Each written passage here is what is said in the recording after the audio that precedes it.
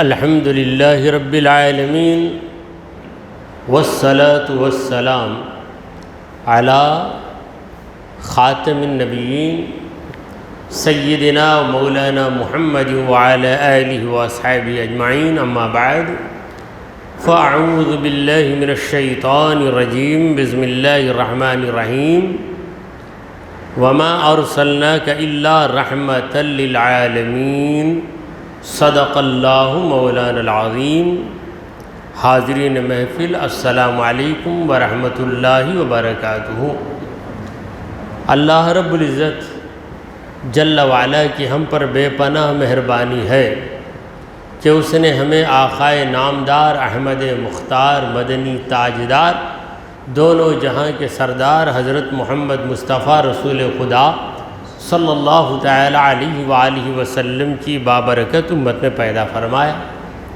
سامعین کرام، درس حدیث کا مقدس سلسلہ جو یہاں پر جاری و ساری ہے، اسی کو آگے بڑھاتے ہوئے چند ایک حدیثیں میں آپ کے سامنے عرض کیے دیتا ہوں۔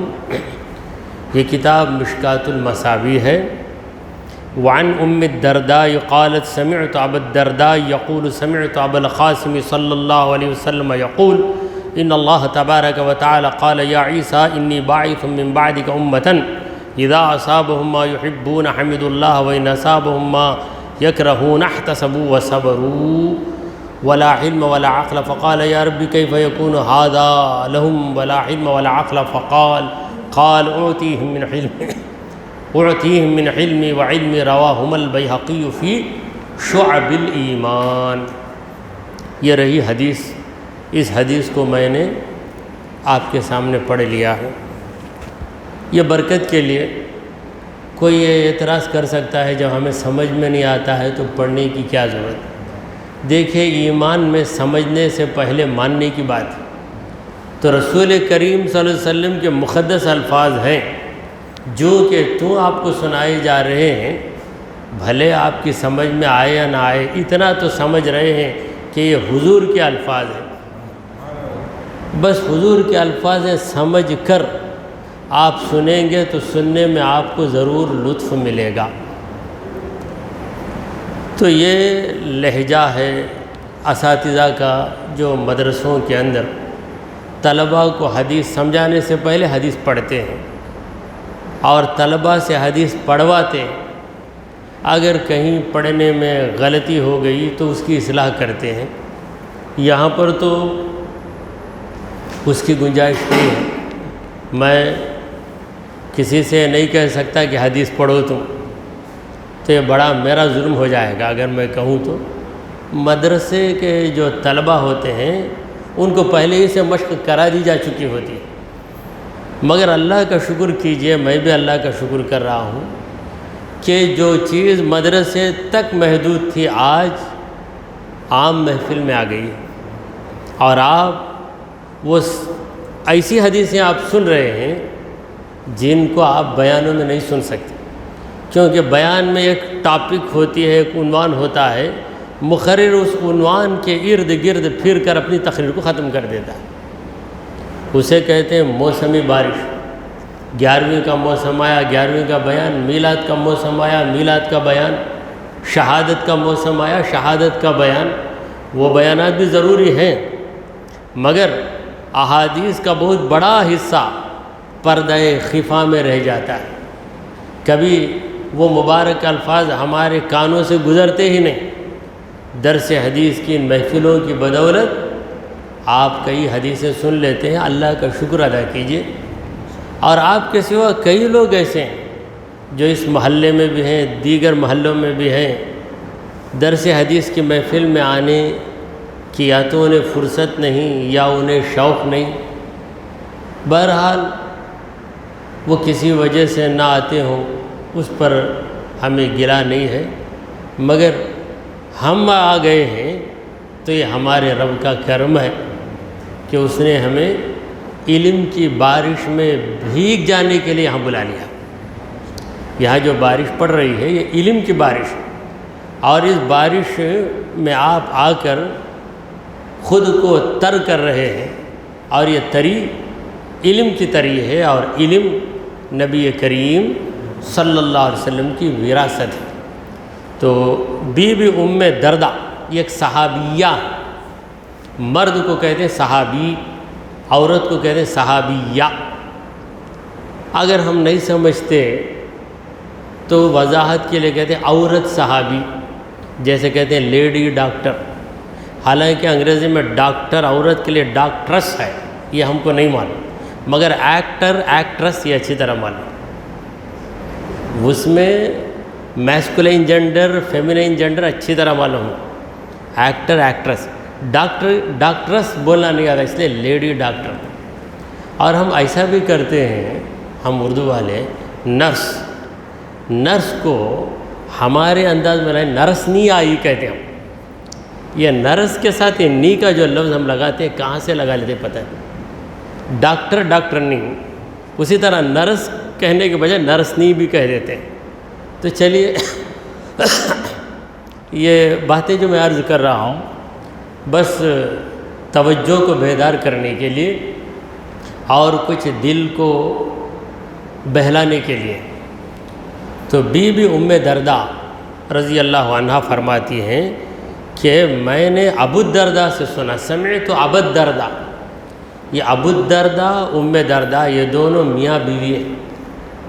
دردہ ان کے بیٹے کا نام ہے، تو وہاں سے نسبت کرتے ہوئے ابو الدرداء ام دردہ۔ تو بیوی اپنے شوہر سے سن کر یہ حدیث سنا رہی، ام دردہ بیوی ہیں، ان کے شوہر کا نام ہے ابو الدرداء۔ وہ فرماتے ہیں یقول سمعت ابو القاسم صلی اللہ علیہ وسلم، میں نے حضرت ابو القاسم سے سنا۔ یہ ابو القاسم کون ہے؟ حضور سرکار دو عالم صلی اللہ علیہ وسلم، حضور کے ایک فرزند کا نام ہے قاسم، حضرت قاسم۔ تو حضرت قاسم کی نسبت سے حضور کو ابو القاسم کہا جاتا ہے۔ اس طریقے سے باپ کی نسبت بیٹے سے کرنا اسے کہتے ہیں کنیت۔ تو ابو القاسم ہمارے نبی کریم صلی اللہ علیہ وسلم کی کنیت، اور حضرت علی رضی اللہ تعالیٰ عنہ کی کنیت کیا ہے؟ ابو الحسن۔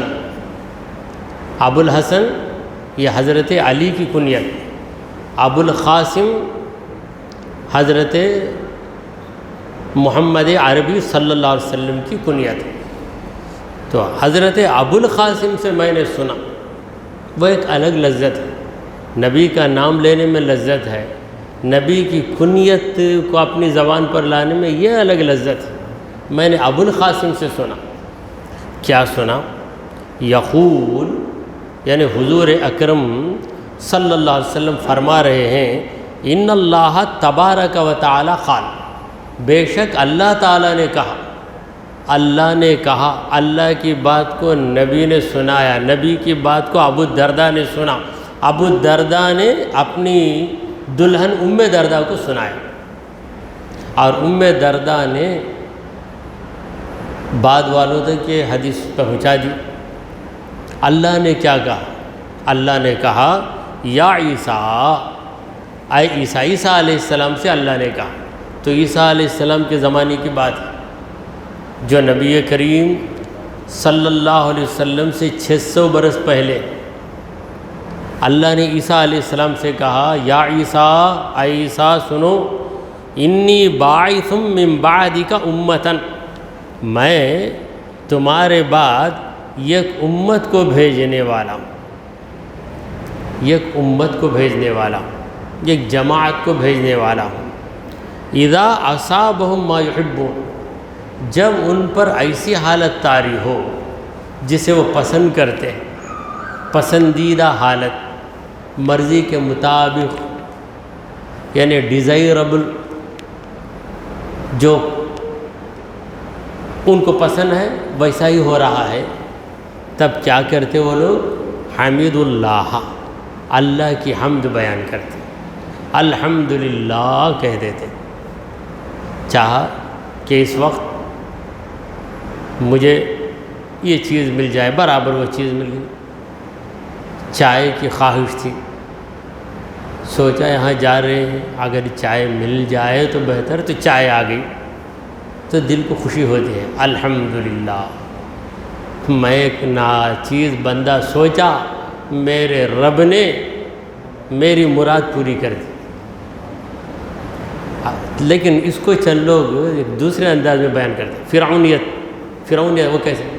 میں سوچا تو ہو جاتا بھائی، نہ خدا کیا سوچے تو ہو جانا، یہ بولو میں سوچا تھا میرے رب کا کرم ہے کہ جیسا میں سوچا میرے رب نے ویسا مجھے دے دیا۔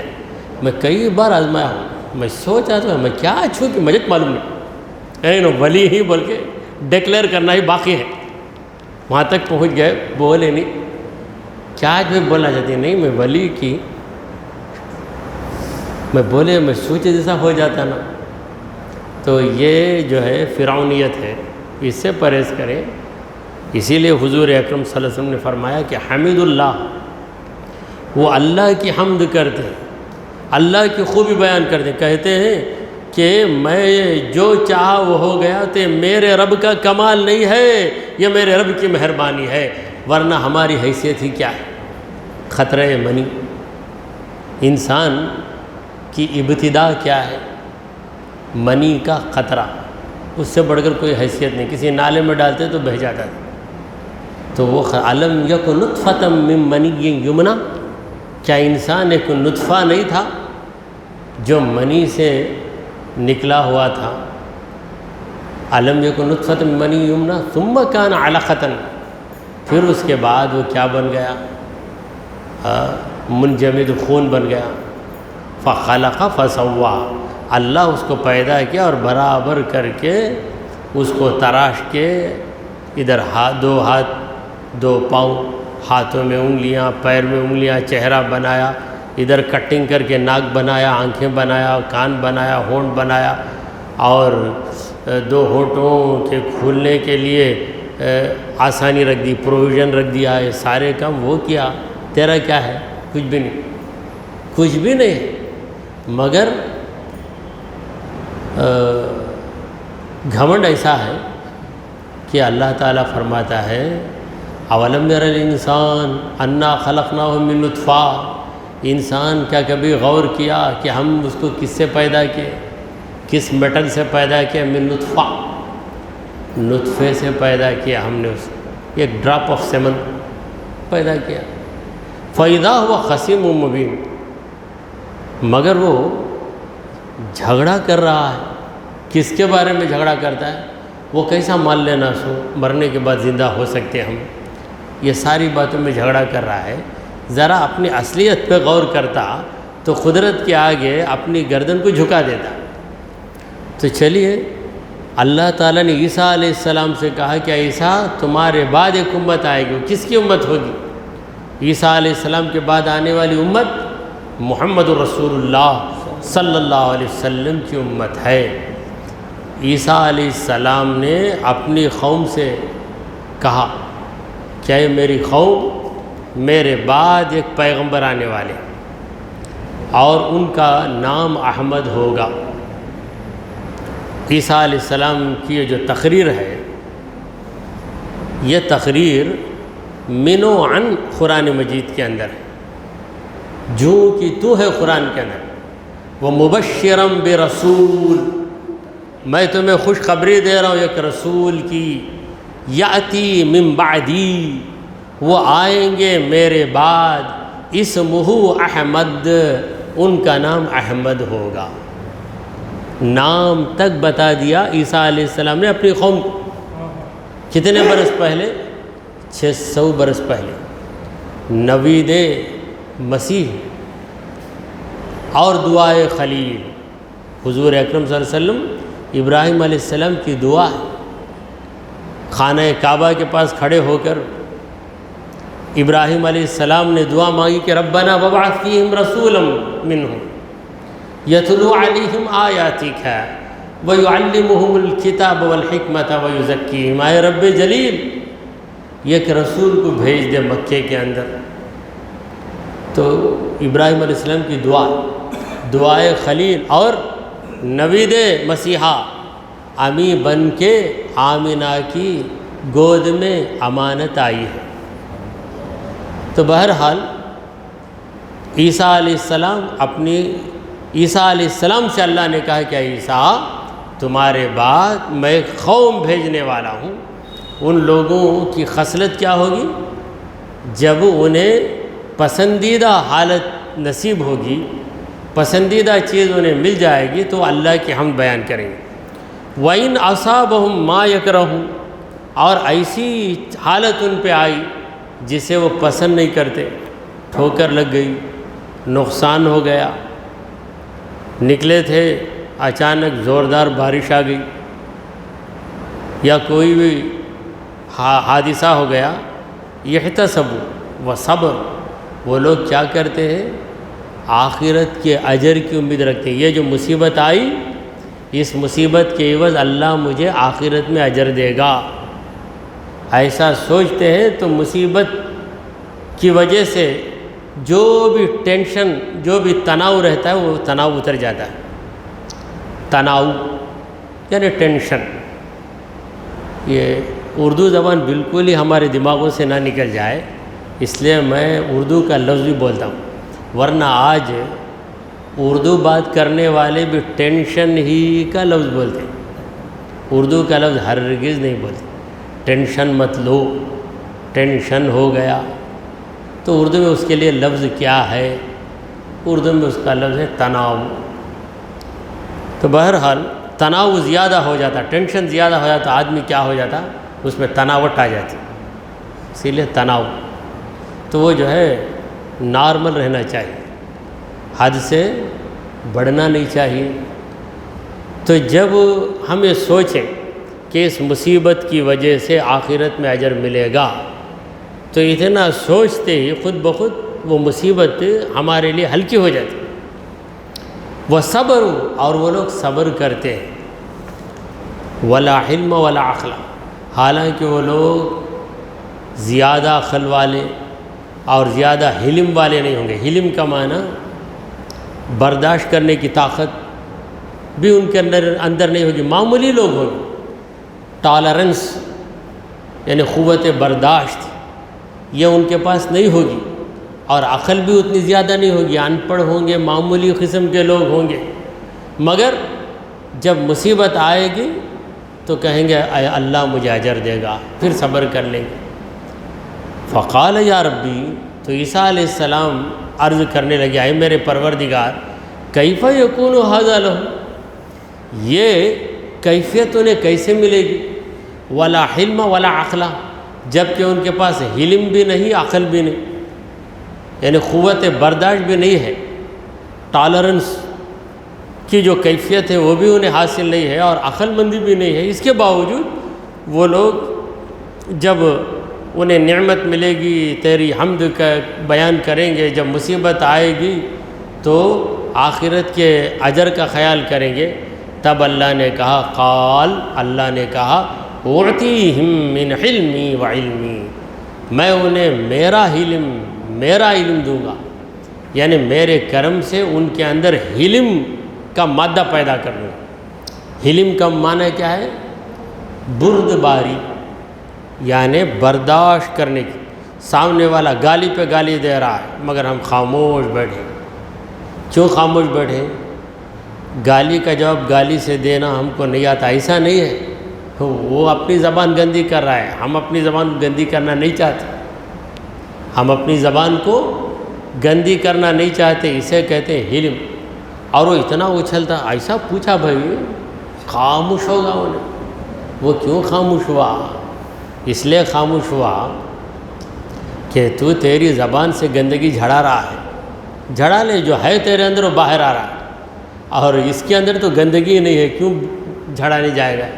نہیں جھڑا گا۔ تو یہ حلم، یہ جسے نصیب ہو جائے وہ دنیا کا بہت بڑا عقل والا آدمی ہے۔ غصے پر قابو پانا، ہمارے نبی کریم صلی اللہ علیہ وسلم نے فرمایا کہ وہ شخص بہادر نہیں ہے جو مخالف کو پچھاڑ دیتا ہے، بلکہ بہادر وہ ہے جو غصے پہ قابو پاتا ہے۔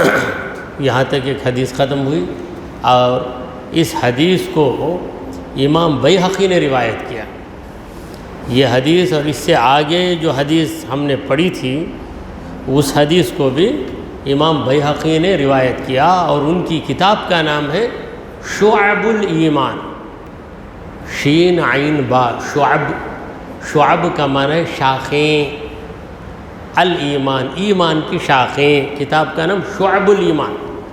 اور جو لوگ صرف اردو پڑھتے ہیں، عربی سے ناواقف ہیں، وہ شعب الایمان کو پتہ نہیں کیا کیا پڑھ دیتے ہیں، شعب الایمان پڑھ دیتے ہیں، کوئی شعب الایمان پڑھتا، کوئی شعب الایمان پڑھ دیتا ہے، اور ایمان کے بجائے ایمان بھی پڑھ دیتے، شعب الایمان۔